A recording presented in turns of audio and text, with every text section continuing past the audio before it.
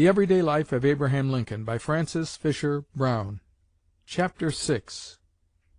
Lincoln in National Politics, His Congressional Aspirations, Law Partnership of Lincoln and Herndon, the Presidential Campaign of 1844, Visit to Henry Clay, Lincoln elected to Congress, Congressional Reputation, Acquaintance with Distinguished Men, First Speech in Congress, Getting the Hang of the House, Lincoln's Course on the Mexican War, Notable Speech in Congress, Ridicule of General Cass, Bill for the Abolition of Slavery, Delegate to the Whig National Convention of 1848, Stumping the Country for Taylor, Advice to Young Politicians, Old Abe, A Political Disappointment, Lincoln's Appearance as an Office-Seeker in Washington, A Divinity that Shapes Our Ends. In the spring of 1843, Lincoln was among the nominees proposed to represent the Sangamon district in Congress. But Colonel Edward D. Baker carried the delegation, and was elected. In writing to his friend Speed, Lincoln treated the circumstance with his usual humor. "We had," he says, "a meeting of the Whigs of the county here last Monday to appoint delegates to a district convention. Baker beat me, and got the delegation instructed to go for him. The meeting, in spite of my attempt to decline it, appointed me one of the delegates, so that in getting Baker the nomination, I shall be fixed a good deal like a fellow who is made groomsman to the man who cut him out and is marrying his own girl."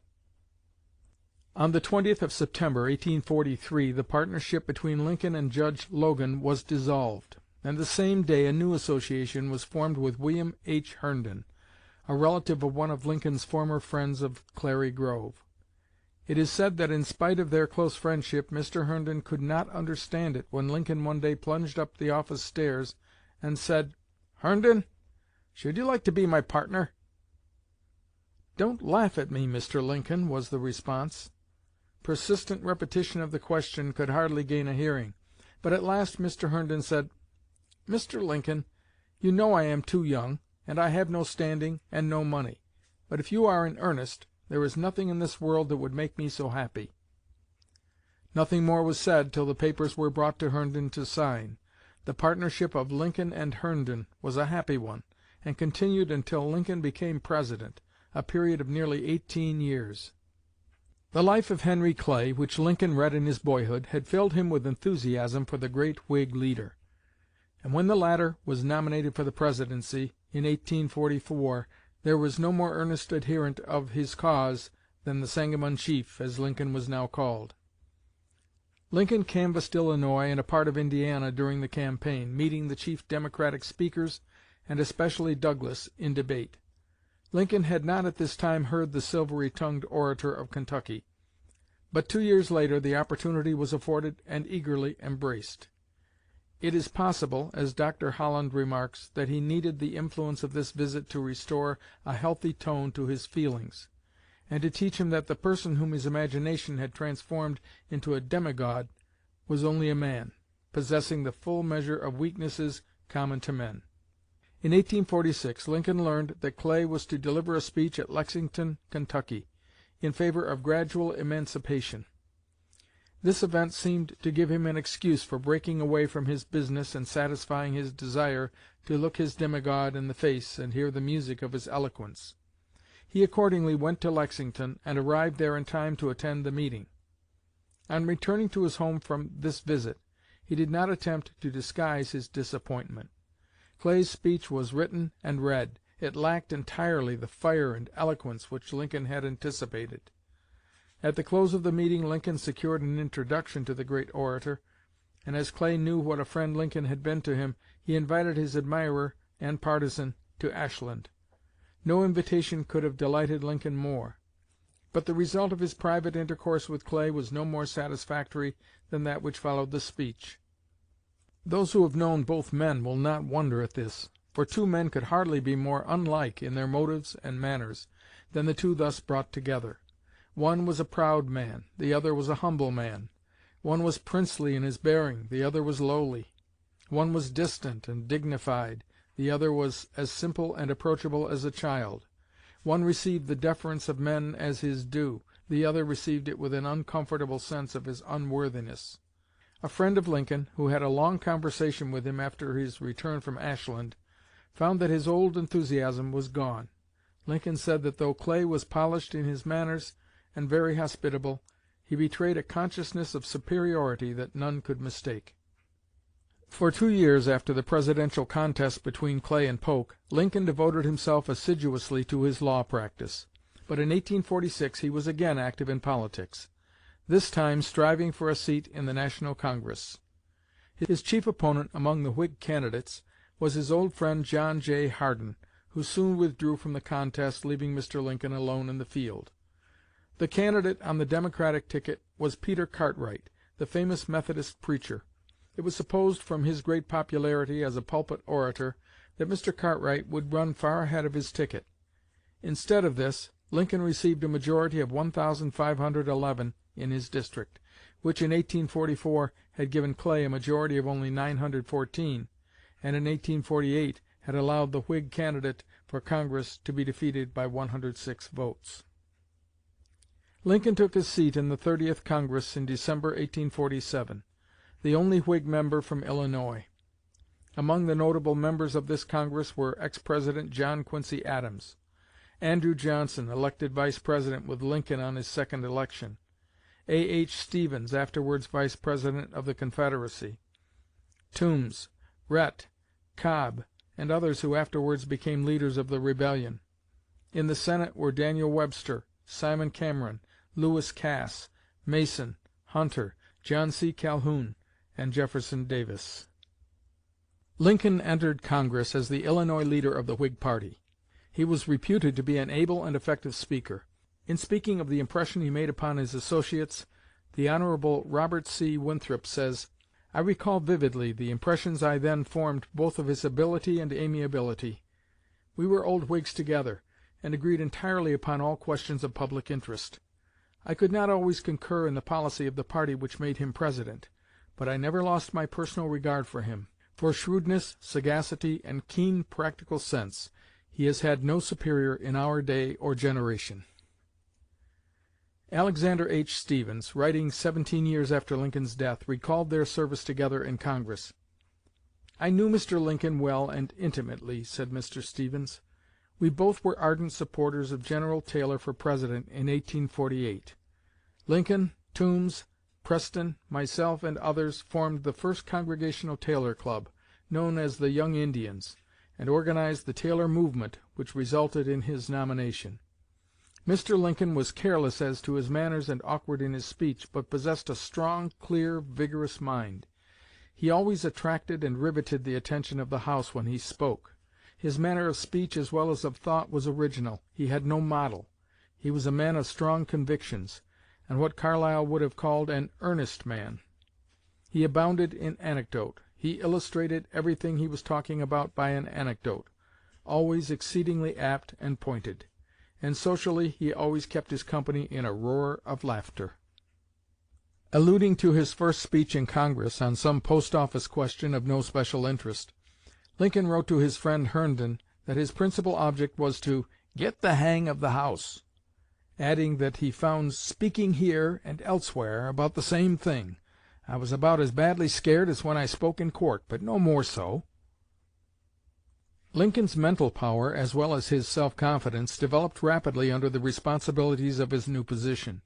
During his term of service in the House he was zealous in the performance of his duties, alert to seize every opportunity to strike a blow for his party and acquit himself to the satisfaction of his constituents. In January, 1848, he made a telling speech in support of the Spot resolutions, in which his antagonism to the course of the administration in regard to the war on Mexico was uncompromisingly announced. These resolutions were offered for the purpose of getting from President Polk a statement of facts regarding the beginning of the war.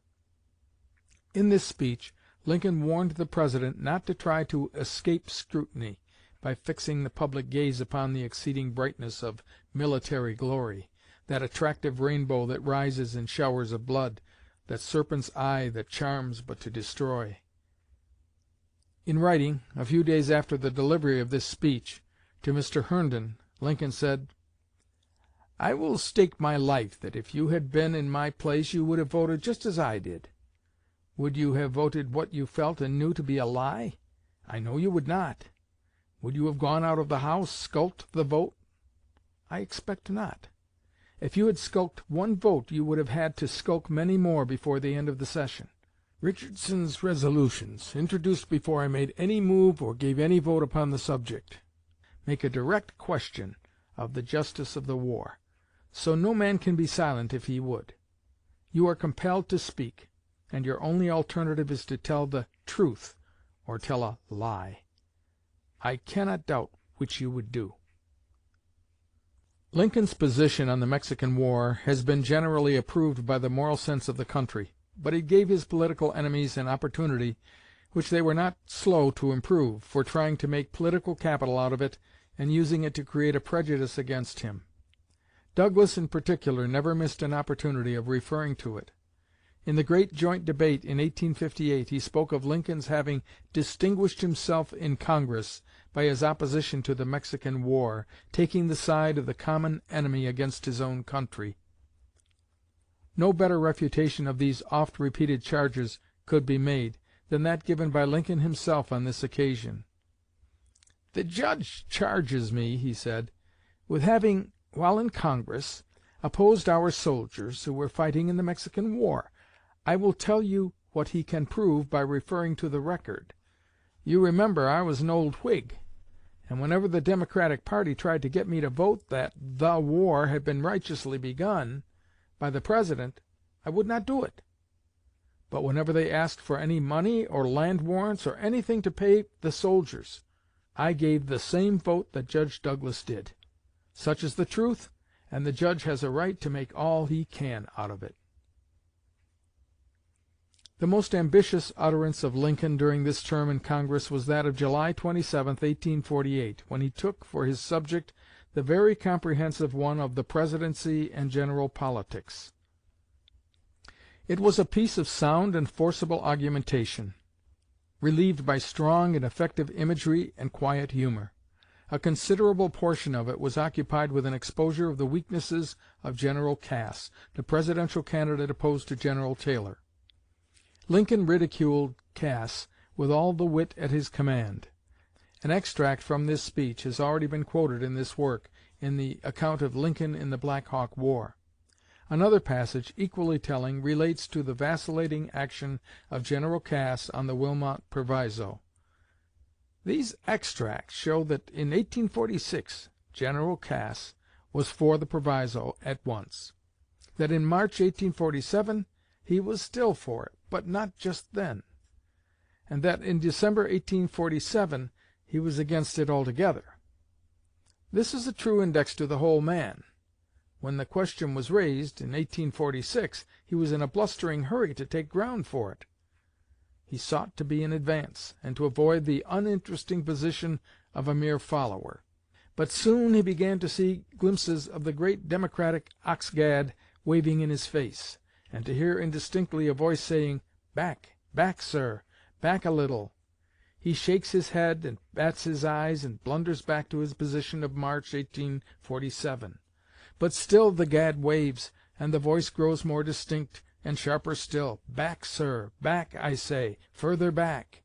And back he goes to the position of December, 1847, at which the gad is still, and the voice soothingly says, "So, stand still at that."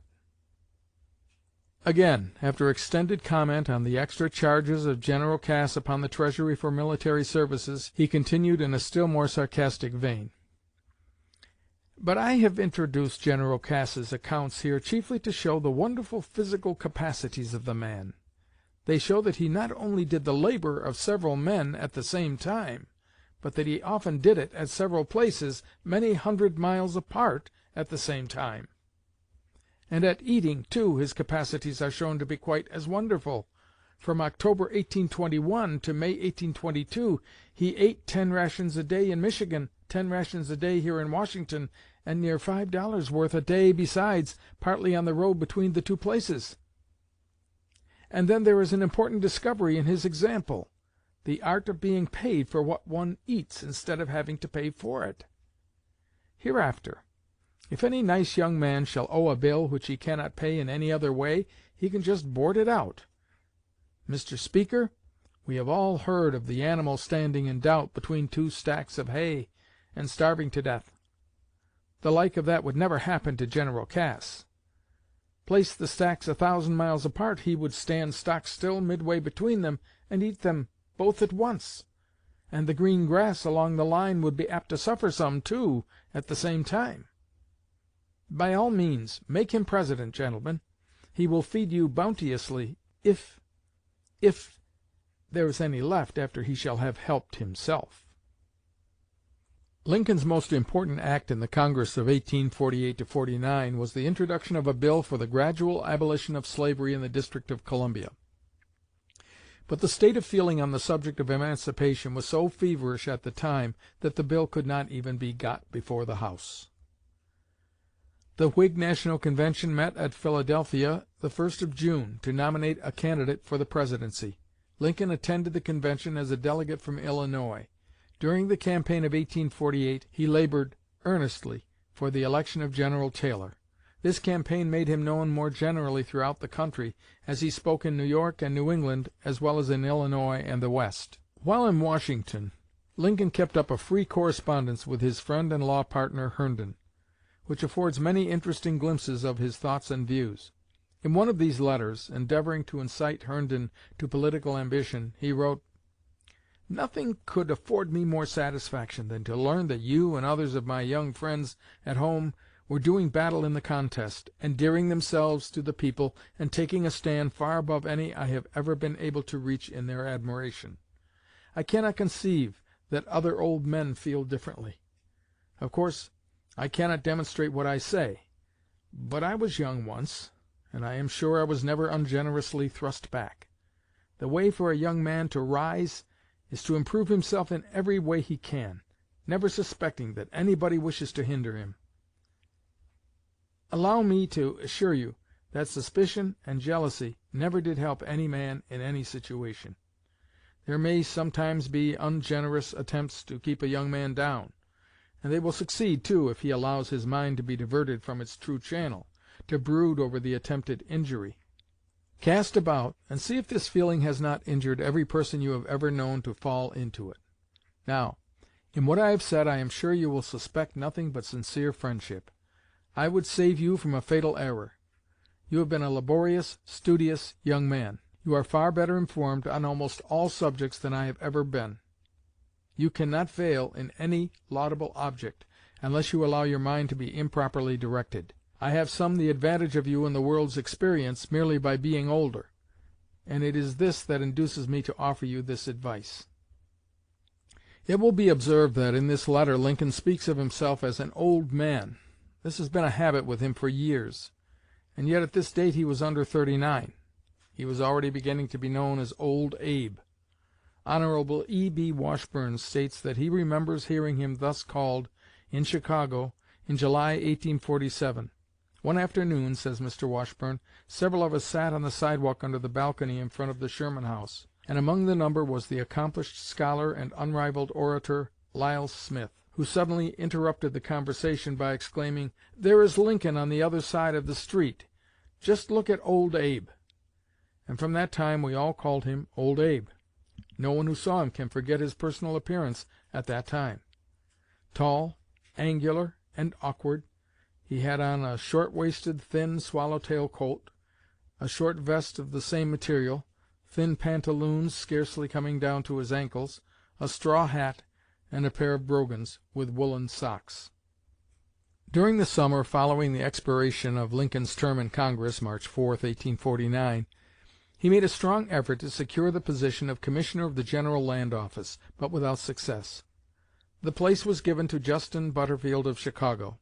It was a severe disappointment to Lincoln. Major Wilcox, who at the period referred to lived in McDonough County, Illinois, and in early days was a Whig politician, visited Washington to aid Lincoln in seeking this appointment, and has furnished a graphic account of the circumstances and of Lincoln's appearance at the national capital in the novel capacity of an office-seeker. Major Wilcox says that in June, 1849, he went to Washington and had an interview with the newly inaugurated President, General Taylor, regarding Lincoln's appointment to the desired office.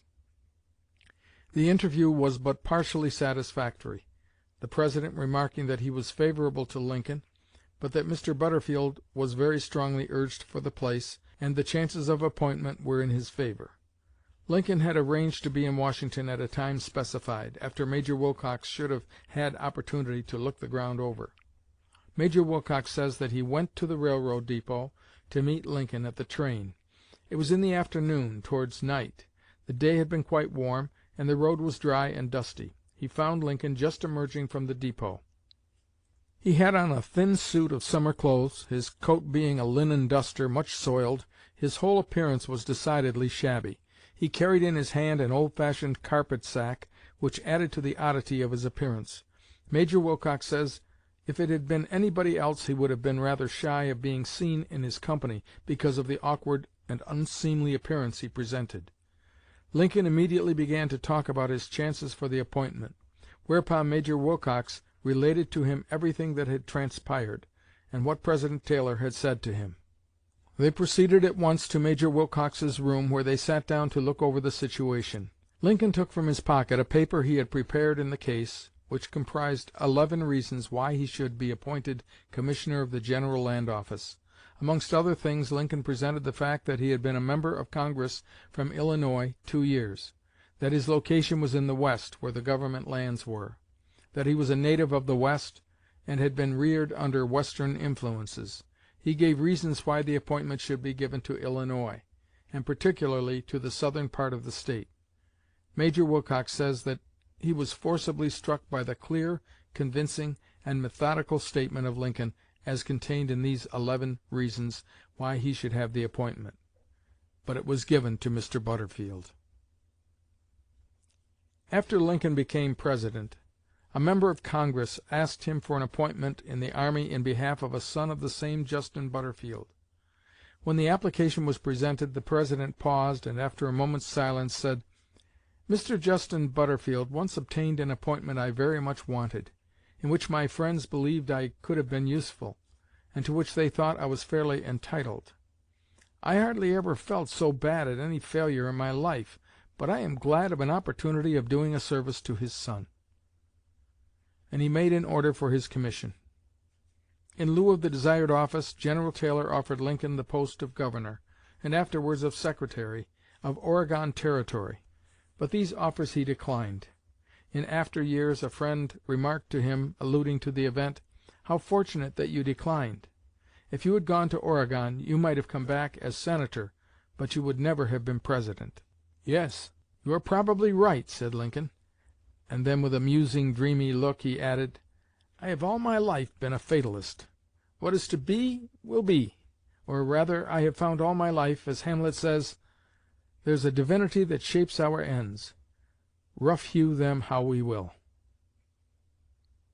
End of chapter 6.